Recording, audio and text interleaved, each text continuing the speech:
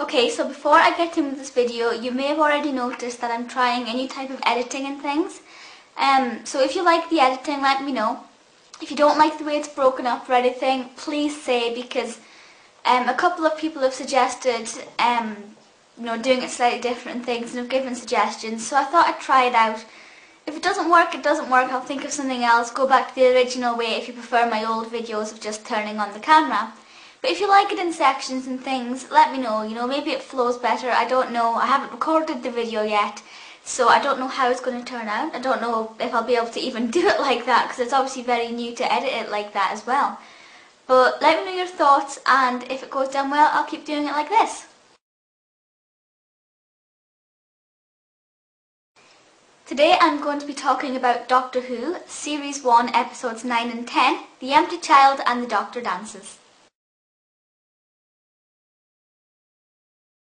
The two episodes are set in 1941 in London during the Blitz, and in the episode the Doctor and Rose sort of split up and deal with their own things. Rose meets a time traveller called Captain Jack Harkness, and he's very flirtatious with Rose, and she kind of falls for him a little bit, so they go off and they dance, so to speak. And the Doctor has to deal with his own problems. There's a little boy going around called Jamie with a face mask on, a gas mask, and he's looking for his mummy.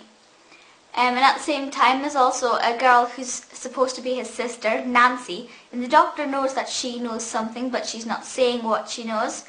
And all these zombies are starting to appear with these gas masks stuck to their face at the hospital. And of course that is spreading. Every time one of those gas mask people touches somebody who hasn't been infected, the person who's been touched will then grow a gas mask and become a zombie. So the Doctor has to try and find out what on earth is going on. Obviously it's a sci-fi problem, it's not a problem with the Blitz, although of course the people of London at the time are likely to think that. So while the Doctor has to find that out, he also has to find Rose, because Rose has wandered off. She's in the middle of the Blitz with a big Union Jack on her t-shirt, which is a bit of a problem. And there's lots of problems going on, and when you're in the middle of the Blitz, it's never going to be easy to solve them. The cast of the episode is absolutely lovely, as usual. You have Billie Piper as Rose Tyler, who I adore completely, and you guys will know that. And then you have Chris Eccleston as the Doctor. Not many people's favourite Doctor. Most people prefer David or Matt, especially New Who fans. I personally adore Chris Eccleston, so that is fantastic. You also have Florence Hoath, who plays Nancy. And somebody actually messaged me on Facebook, and they were like, my little brother was watching the episode and he turned around and said, "That's TV critic Amy on the TV." So apparently I look a little bit like Florence Hoath. Let me know, do I look like Nancy? I don't know if I can see it myself. Maybe a smidgen of a resemblance. I don't know, let me know. Quite an interesting thing. That's Karen Gillan and her. Then also you have John Barrowman, who is absolutely gorgeous. Because I watched most of Series 2 before I saw Series 1, or at least I saw some of Series 2 before I saw Series 1, I'd already gotten used to the characters, and people already knew who Captain Jack was, because I was like an entire series behind. So when I found out who he finally was, because everyone was like, "Oh, Captain Jack," and I was like, "Who?" When I found out who he was, I realised what all the fuss was about. John Barrowman is gorgeous. You also have Albert Valentine, who plays little Jamie, brilliant little actor and absolutely adorable. So that is a really credit to the cast as well.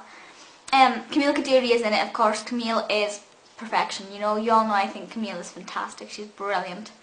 Then you also have Julia Joyce, who I mentioned in one of my other videos. I'm not sure which one. Julia Joyce plays Billie Piper everywhere. She's little Billie. She played little Fanny Price. She played little Sally Lockhart. She's played little Rose a few times. There's a couple of other ones as well. She plays little Billie whenever there's a need for a younger version of Billie's character. Quite jealous of her. She's a brilliant actress, so that was great as well.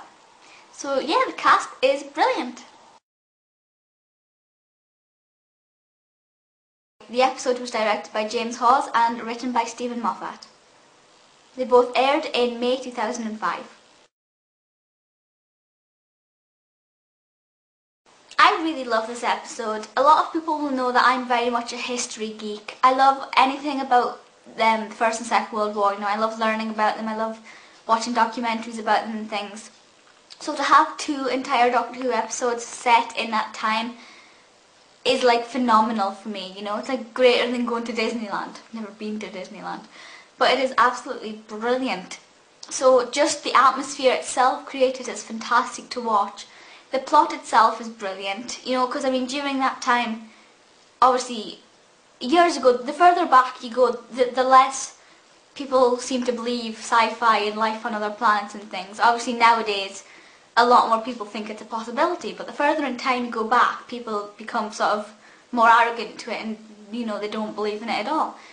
So for them to be hit by something out of this world is obviously a problem for them, but obviously they're going to think that's partly because of the Blitz. So that as well is quite funny, you know, because nobody knows what's going on. Some of them just sort of say, oh, it's fine, it's nothing. And some brilliant characters in there as well. As I just mentioned, I think Jamie is a brilliant character. Something that terrifies little children. I mean, kids still, well, I say they still, I haven't seen anybody do it in a while, but at least when we were still in maybe series 3, people were still going around dressed up as Jamie for Halloween and sticking their hand through people's letterboxes and going, are you my mommy? I think it's just so sinister. It's brilliant for kids, brilliant for adults. It really scares the life out of you. And of course I get really excited even more now whenever I see, like, if I'm watching a documentary on the wall and there's somebody with a gas mask on, you know, it sends it's shrill. It's fantastic because I just think, oh my god, they could have been like, yeah, you know what I mean? So I get really quite overexcited by that. I think it is absolutely brilliant. So plot is fantastic. Director, James Hawes, is incredible. He's directed my favourite Doctor Who episodes ever. He directed these 2, of course, and these are definitely 2 of my favourites from in fact, they are my favourites from the first series. He directed my all-time favourite, New Earth. He directed The Christmas Invasion, which was the very first episode I saw and the one I fell in love with. And he also directed School Reunion, which is one of my favourites as well. So it's like all my favourite episodes, you know, they're the episodes I name. If you ask me to name favourites, he's directed them all. I can't find a contact for him, and I want to actually, you know, say thank you and, you know, thank you for giving me these brilliant episodes, but I can't find a contact for him. So if anybody knows anywhere where I can get in touch with him, please let me know. But yeah, overall, fantastic episode.